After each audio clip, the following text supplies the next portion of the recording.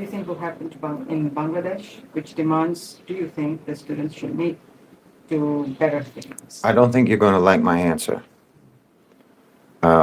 Just as Egyptians didn't tend to like my answer to this, and Sudanese didn't like my answer to this, and Syrians haven't liked my answer to this. And I think that also, if I talk about Kenya, they wouldn't like my answer to this either. I think they should stop protesting. I think they should stop. You had the issue that you were protesting about has you've gotten a concession on that, and I think that any further protests. Okay, let me put it this way: at this point, whether it was from the beginning or not, at this point, I don't have any reason to doubt that the protest movement in Bangladesh has been thoroughly infiltrated by Western intelligence, by the United States, and their interest. See, this is where I have to sort of clarify how I can talk about a country like Bangladesh when I'm not Bangladeshi and I'm not intimately familiar with the domestic internal politics of Bangladesh. The same was the case with Egypt and Sudan and wherever else. I can't speak as an expert on the domestic situation in any of these countries, but what I can talk about is American and Western agendas in that country or in that region. Yeah, their interest in disruption. Yeah, and what I can see and what I can talk about is when I see recognizable patterns, recognizable signs of U.S. interference, of American interference, and also when I see what looks like the predictable, reliable, tried and true playbook of Western intelligence agencies in regime change operations. When you see that playing out, it should alarm you and it should cause you to reassess your own strategies moving forward. So that's what I can talk about. I can't talk about in any intelligent way the internal politics of Bangladesh. But what I see is that, okay, you know what? Let me explain it this way. Look at every country that has a significant role in the Belton Road Project. And now look whether or not there's been protests and civil unrest in any of those countries. There's been in every one of those countries. In every country that the Belton Road Project, that is included in the Belton Road Project. And those protests have tended to start as being about a particular policy. Meaning it begins with a legitimate grievance. And then it morphs into a call for the toppling of the government. This is a very predictable pattern. We've seen this time and time and time again. And when you see that, and then especially in Bangladesh, when you have someone like, what's his name?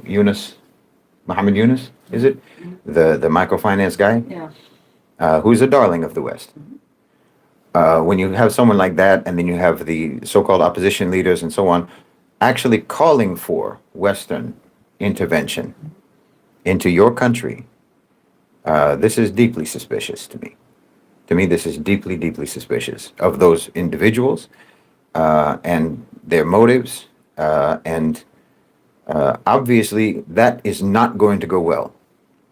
If you actually pursue that direction and you pursue that kind of a call, they're just voicing they have themselves infiltrated the house of the opposition, and now they're opening the door to let colonizers in to take over.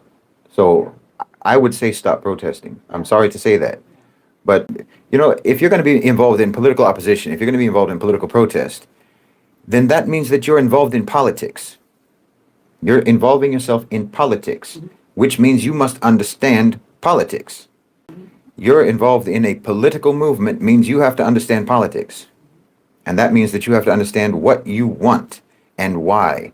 And if you're being driven by your overall exasperation, your overall frustration, your overall depression, your overall hopelessness, your overall despondency and anger at the government or what have you, that's not a political motive. Yeah, and that's not going to yield in any. That's not going to help constructive- you. Yeah, it's not going to yield in any constructive. That will be outcome. manipulated, absolutely, and I believe it is being manipulated. It's being manipulated in Bangladesh. It's being manipulated in Kenya.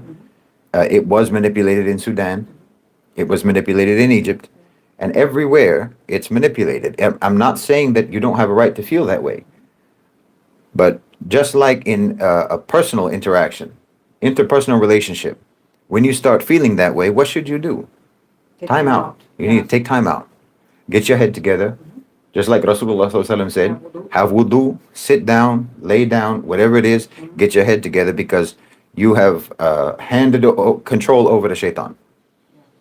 And shaitan in this case would be the United States. I mean, they're really playing on and toying on the feelings of the young people, of the youth, who have this natural inbuilt vigor in them for Yeah. ideal, for change, for optimism. All of that is being manipulated and toyed with. And who are generally on the right side. Yeah. They have every right to have a grievance. You have every right. But they will make it such that pursuing redress for your grievance will result in a much worse situation that you can't even imagine. That's how they do. Yeah. I've seen it personally. I've seen it time and time again, happening over and over and over again. At this day and age where there's this. Like I'll give you. I'm sorry to interrupt, Yeah, but I'll give you an example. What's going on in Kenya right now? Case in point. Case in point, Kenya right now. They had this law, the finance reform law, and it was more or less drafted in line with the IMF, things that the IMF wanted. Okay, and it was going to increase expenses for people because the government wanted to was forced to, by the IMF, try to increase their revenue so that they can pay the loan, their IMF loans. They need to increase revenue in order to pay the loans. Okay, so that meant raising taxes, removing some kind of subsidies and exemptions from people, and people protested. Completely understandable. And then they withdrew the bill. The bill, okay. So okay, you're They done. responded to the. Yeah, they conceded. people's Okay, demands. you're Yeah. done. That means you stop. Yeah. That means you're supposed to stop. Halas, yeah. But you get the momentum going, and you start feeling, rightly or wrongly, that your government is corrupt, that your leader is a bastard, that Yeah. your leader, or your president, or your prime minister, or whatever, is a corrupt criminal, thief, what have you, and maybe they are. Okay. So you start calling for the overthrow of that person. This just, excuse me, this just creates more and more instability. And now in Kenya, because they were forced to withdraw this bill, now you still have the problem. Yeah. You still have to pay the IMF. The shock. Yeah. You're still in debt slavery to the IMF. So instead of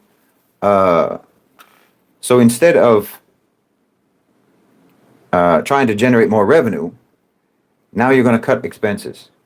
You have to cut expenditures by the government, which is austerity, which is what the IMF wants anyway.